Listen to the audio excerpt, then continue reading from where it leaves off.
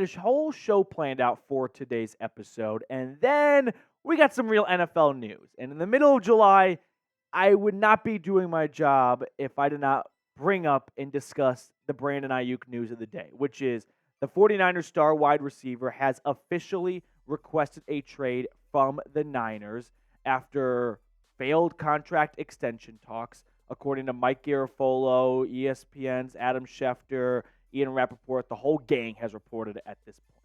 Now, some context surrounding Aiyuk if you're not too well versed on the ongoing situation. He's entering his fifth-year option, the final year of his rookie deal, which is $14.1 million fully guaranteed. He's entering the prime of his career, only 26 years old, 2023 second-team All-Pro player last year, which I know what, no. You're All-Pro first or second. I was about to even just knock it down a pedestal. No. He was an All-Pro first or second-team All-Pro. I don't really care. In an offense that ranked 32nd in pass attempts. Think about how difficult that must be for a wide receiver to be deemed one of the best at his job, and they throw the ball the fewest of all the teams in the National Football League.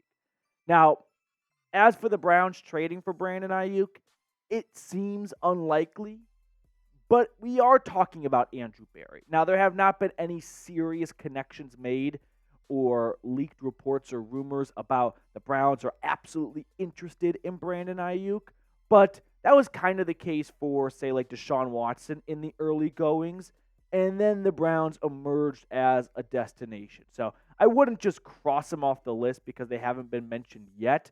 Plus, now maybe the Browns will start to have an interest because there is some real legs and traction to Aiyuk getting out of San Francisco, where as a few months ago, they may have felt like that's just a waste of our time. He's not going anywhere. But like I said, it is Andrew Berry at the end of the day. The guy is a trade addict. I mean, this entire wide receiver room has been built via trades. Amari Cooper, Elijah Moore, Jerry Jeudy. Would you put it past him to make one more trade for another wide receiver? Especially when that wide receiver is 26 years old, coming off an all-pro season where he put up over 1,300 yards, 7 touchdowns, and by the way, from only 75 grabs, averaging nearly 18 yards a reception, putting together back-to-back 1,000-plus yard seasons. He had a bit of a slow start with the 49ers, but his version of a slow start is 748 yards and 10 touchdowns combined over the first 2 years. If that's the floor, yeah, that's not a bad player by any stretch. So what would a trade look like? I think the 49ers would want Amari Cooper back or in exchange for Brandon Aiyuk. So I think it would be Aiyuk to Cleveland for Cooper and a 2025 second-round draft pick. I don't think the Niners would be interested in moving on from Aiyuk, period. But if they get to that point of no return, they're going to want some star wide receiver back so they continue to be one of the most competitive, Super Bowl caliber teams in the NFC, which they were only a few minutes away from winning a Super Bowl last year. Now, Amari Cooper, I beg your pardon, Brandon Aiyuk, if he is dealt, and no matter where he ends up playing this year, I think he's going to be close to getting one of the biggest contracts in wide receiver history, which is kind of the norm at this rate because everyone continues to get one of the biggest contracts in NFL history. So with Aiyuk currently on a $14.1 million fully guaranteed fifth-year option, I think he's looking to crack the top 10. You look at his teammate Deebo Samuel, he's the 11th highest paid wide receiver in football, which could make this tough for the Niners because they already have Deebo Samuel on their books, and they've got guys like Bosa, the second highest paid non-quarterback in the league and in NFL history at the same time. So there's only so much to go around. There's only so much cap space, and you have so many mouths to feed. That could be something that factors into Aiyuk maybe getting traded, even if the Niners, which Adam Schefter has reported, have no interest in doing. I think you can expect to see an Aiyuk extension look something like this. 4 years, $130 million. That's an average of $32.5 million a season, which would make him the second highest paid receiver in football. I think he'd get a 4-year deal so that he can cash in one more time in free agency before he really gets beyond the age of 30. My prediction, though, at the end of the day is I think Aiyuk is going to stay a 49er. Just because a player requests a trade doesn't mean he is packing his bags and he is as good as gone. To just recent episodes of this revolving around players wanting out because of a contract situation and staying with the team after all.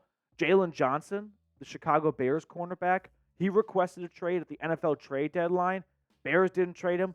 Ultimately, they made him second highest paid corner, no, not even second, third, fourth highest paid cornerback in football.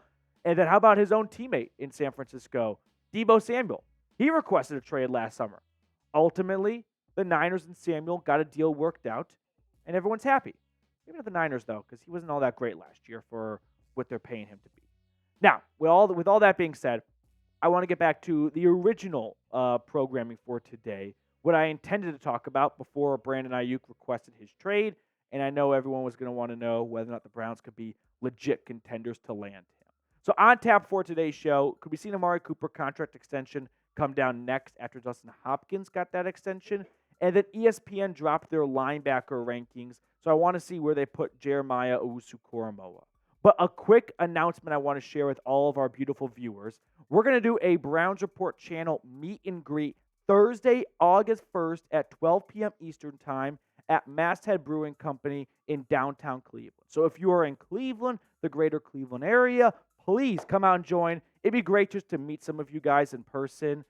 To me, everyone is just a little bit of an avatar and a name in the chat. Like, I can't really put a face to it. So it'd be great to have some lunch, have some beers, and talk Brownies, talk football as training camp will be underway, and we'll be just a week or so away from the preseason kicking off. So come mark your calendars. If you're able to go, let me know in the comment section. Type me. That way I can start to get a good of a head count, get enough appetizers for everyone. So Thursday, August 1st, 12 p.m. Eastern at Masthead Brewing Company. I'll put all this information in the comments and description of today's video.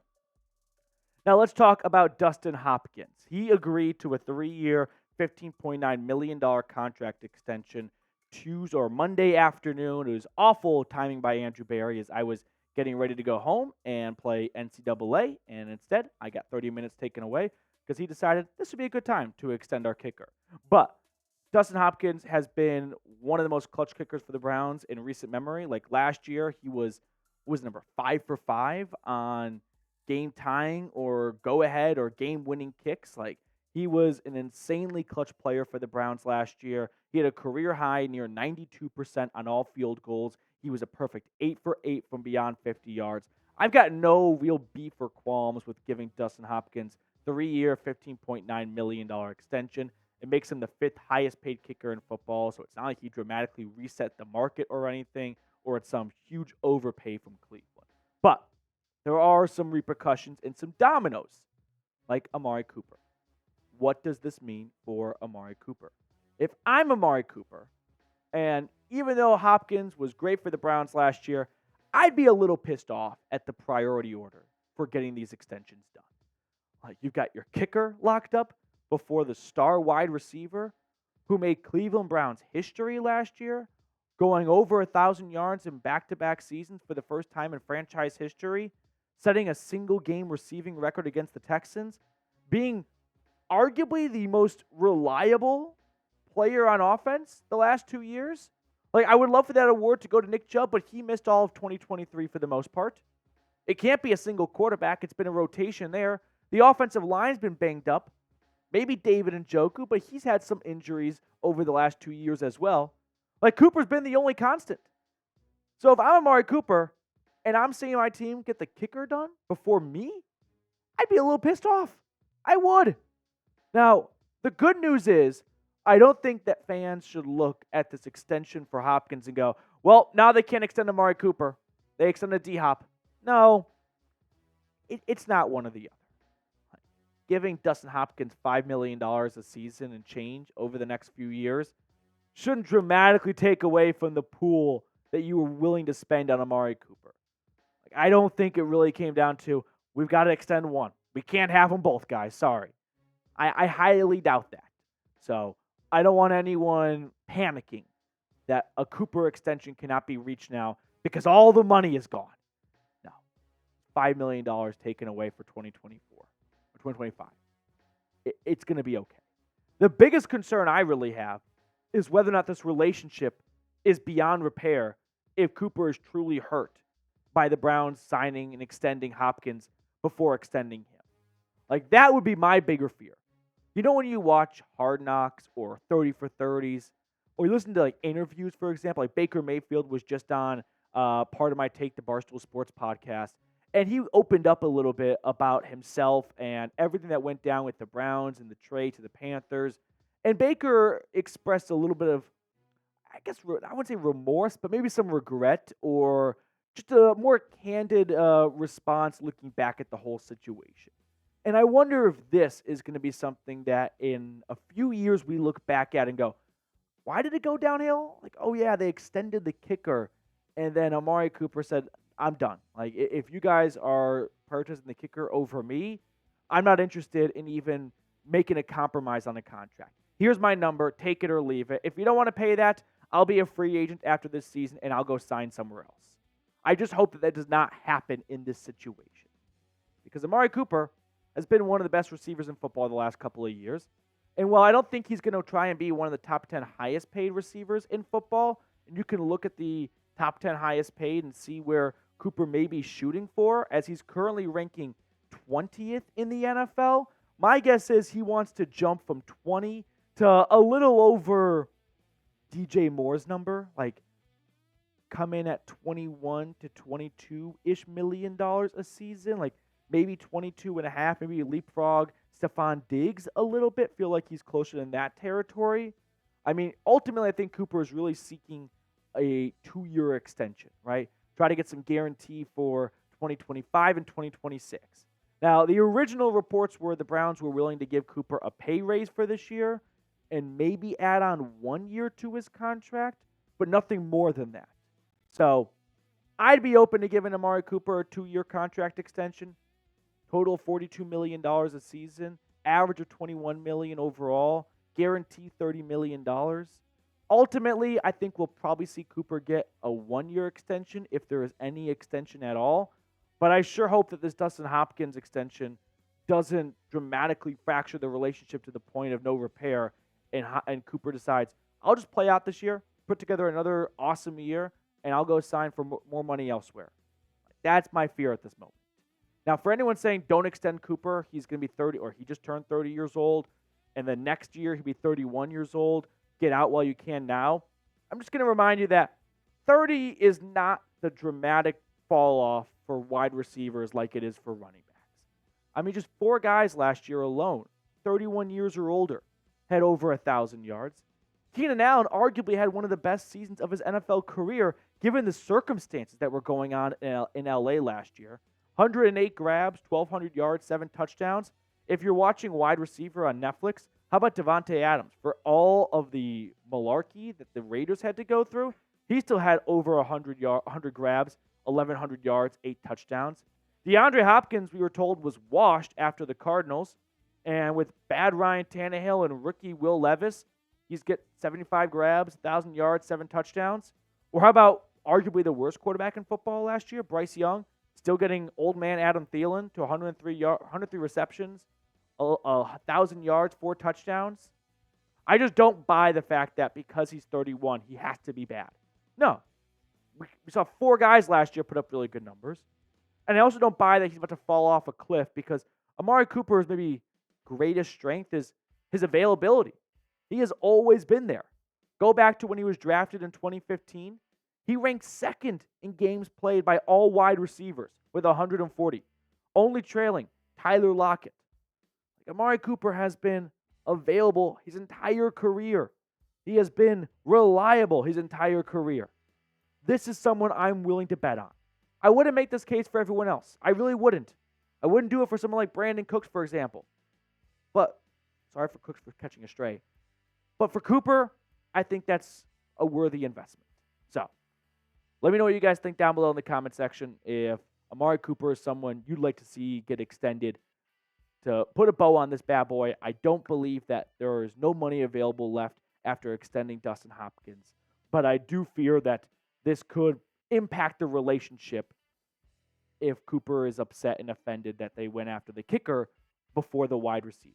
Like, would anyone be blown away by that? So, with that all being said, I want your voice in the comment section. Should the Browns extend Amari Cooper? Give me a yes or give me a no down below.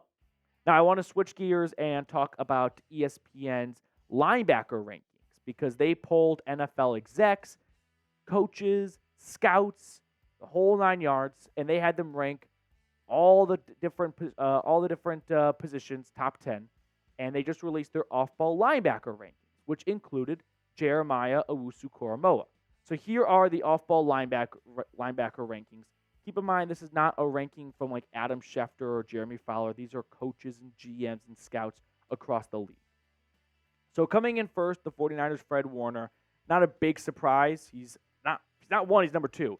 Roquan Smith from the Ravens comes in at 2. I'm not surprised by that either. Matt Milano, Patrick Queen, Nick Bolton. I think they're all fairly ranked in the top 5. And then you got Jeremiah Owusu-Koramoah, the Cleveland Browns' very own linebacker, clocking in at 6, ahead of the Bears' Tremaine Edmonds, which is funny because he wasn't even the best linebacker on his own team last year, yet Edmonds comes in at 7. Demario Davis, I think, is criminally underrated. You can make a good argument for him being as high as 4 or 5. Dre Greenlaw, I'm a big fan of. He comes in at 9. And then the tackle machine for the Jags, Foyesade Oluokun, he comes in at number 10.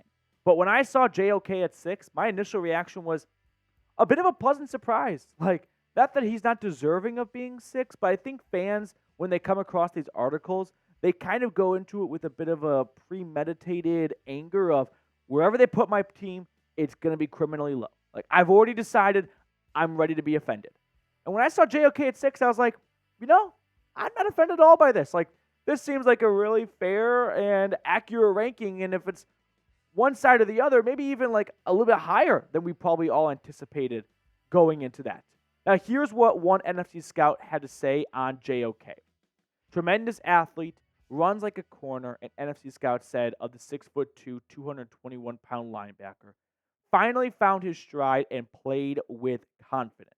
That last bit, I think, really jumped out to me. Finding his stride, playing with confidence. Like, look at the season JOK had in 2023 compared to the first 2 years. Now, it certainly helped that he played pretty much an entire season, but still, he was the only linebacker to have over 100 tackles and 20-plus tackles for loss. 3.5 sacks, plenty of big plays being made, too, in the takeaway department. 2 interceptions, 1 forced fumble. Like, JOK showed us more than just flashes the first 2 years, but it was the injuries that kept him off the field and restricted him from being where he could be as a linebacker. And then in 2023, we finally saw the version that we knew was in him the whole time, ever since the Browns got him in round 2 of 2021. Now, Jeremy Fowler also added this in the article. One AFC executive countered that Owusu-Koramoah's play is too inconsistent to be elite, and that he must tighten up in coverage. But an NFC exec said you can live with a few mistakes because the game-changing plays are so good. The coverage part jumped out to me because just sitting at my desk reading that, he never really screamed batting coverage. So I looked at the stats, and you look at JOK's coverage stats compared to all other linebackers, he was targeted 45 times last year.